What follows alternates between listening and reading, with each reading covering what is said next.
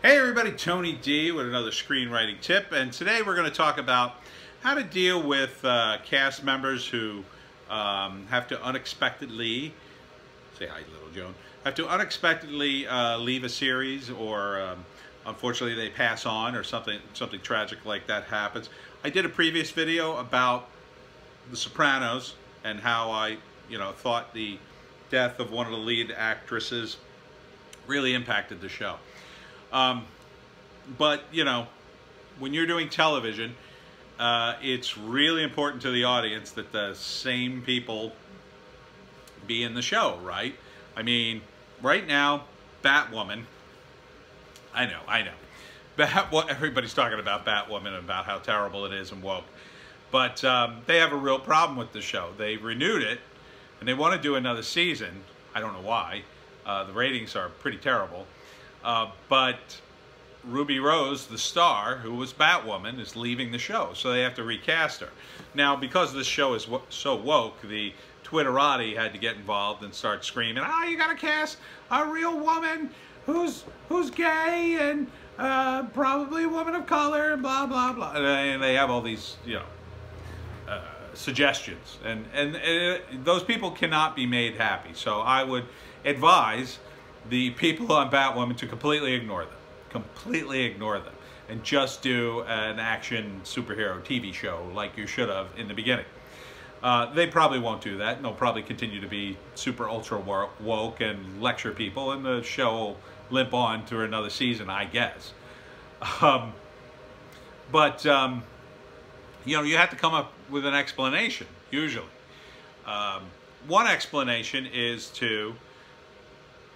when you recast someone like Batwoman, you actually replace the character, right? You say that, the original Batwoman leaves and someone takes her place. You make up a new character and, she leaves and another woman steps in the cowl and starts fighting crime, and you could just move on from there.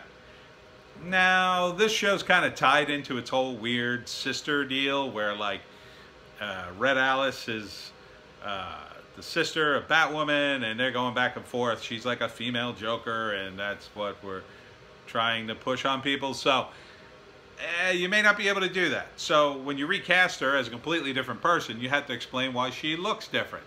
Now, I said in The Sopranos, one of the things you could do now would be a deep fake, right? You could put the face of anyone on another body and make it look the same.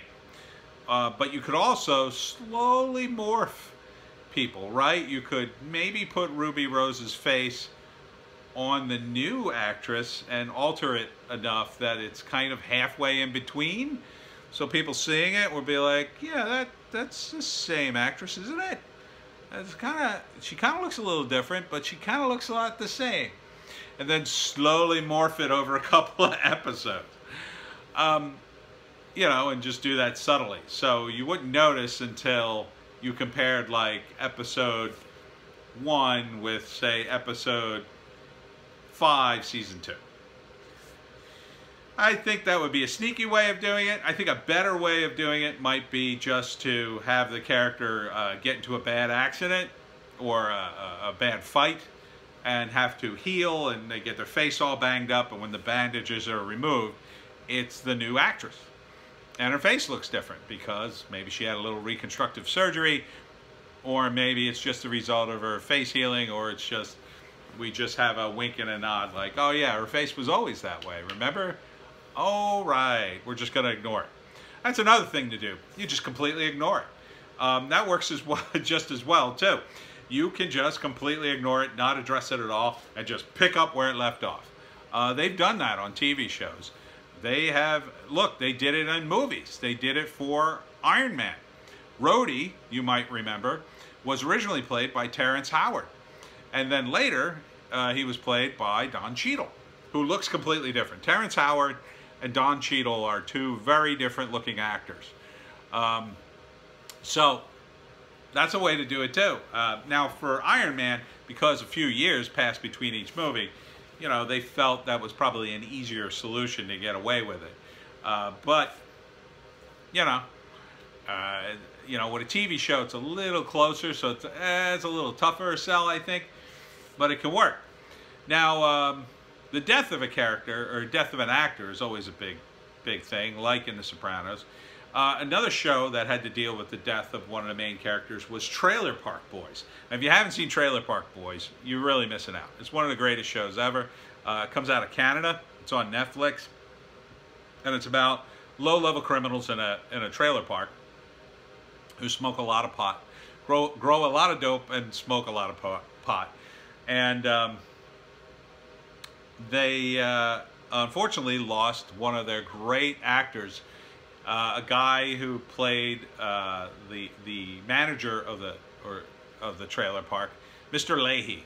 And Mr. Leahy was a total drunk. He was also he came out as gay, and he was married to a woman at first, but then later realized he was gay and fell in love with Randy, who was a male prostitute who's one of the characters on the show. And Randy became his sidekick, gave up the prostitution life for Mr. Leahy, and they were a couple on the show for many, many seasons. And I'll tell you, the guy who played Leahy, he was just a genius. He did one of the funniest drunks you'll ever see. I highly recommend Trailer Park Boys. Go back and check it out.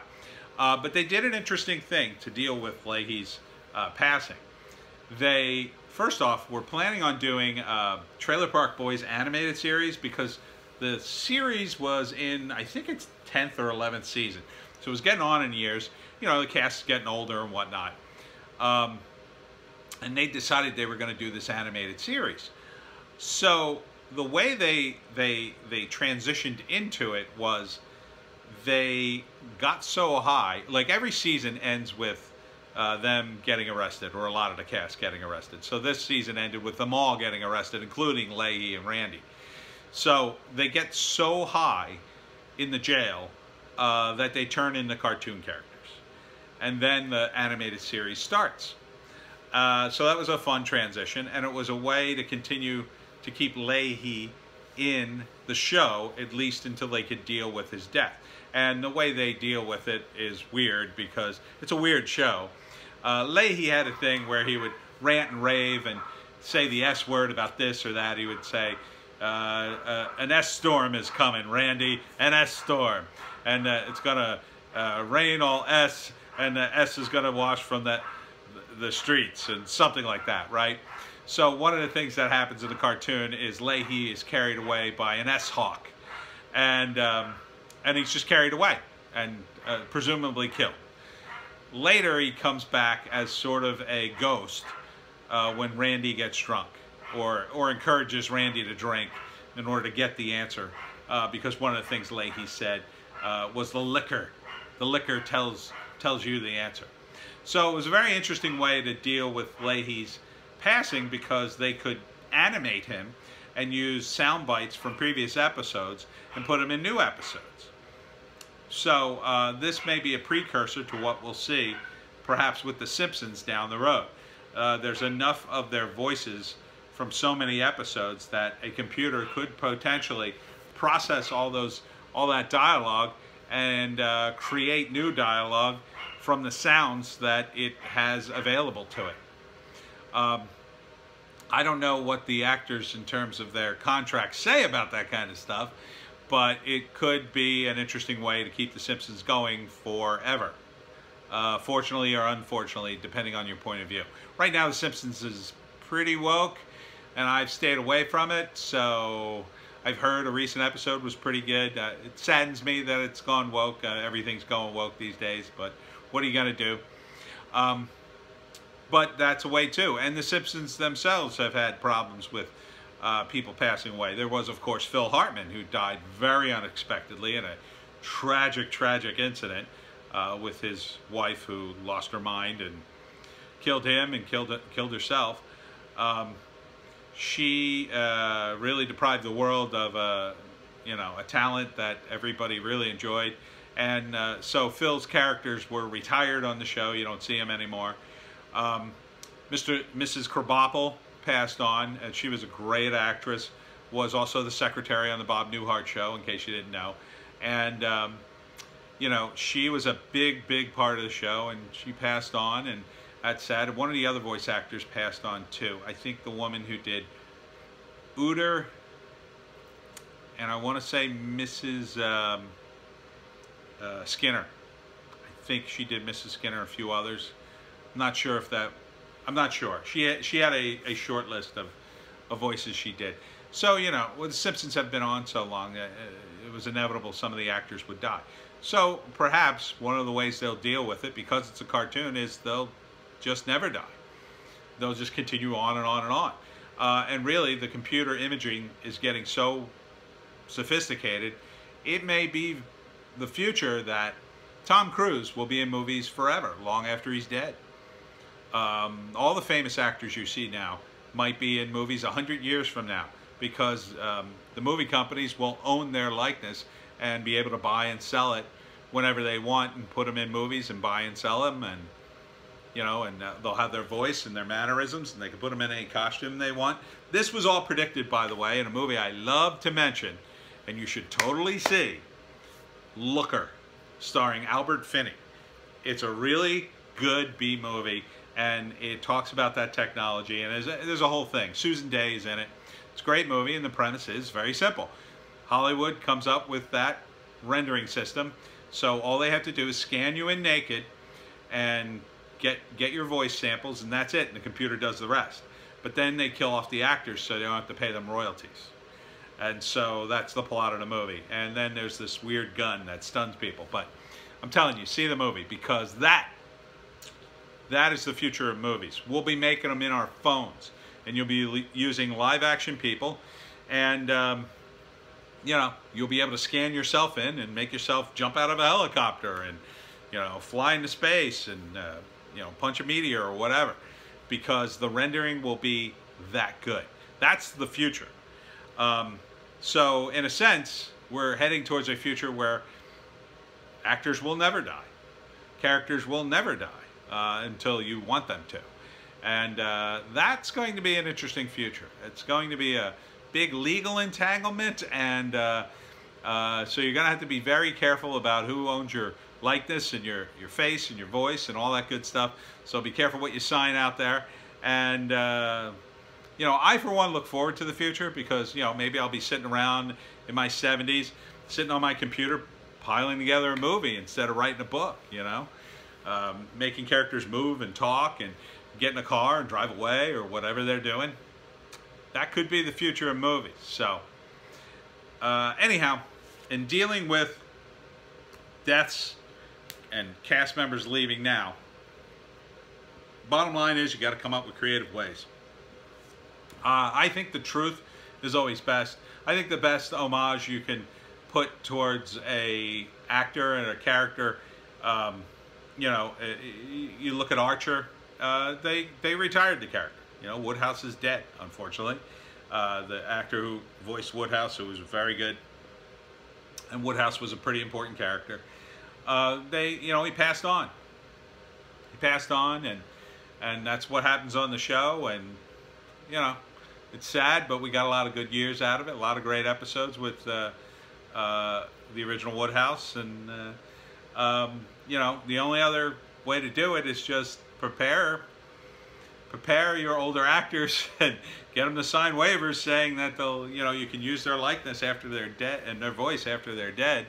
You know, I imagine some actors would be pretty okay with that.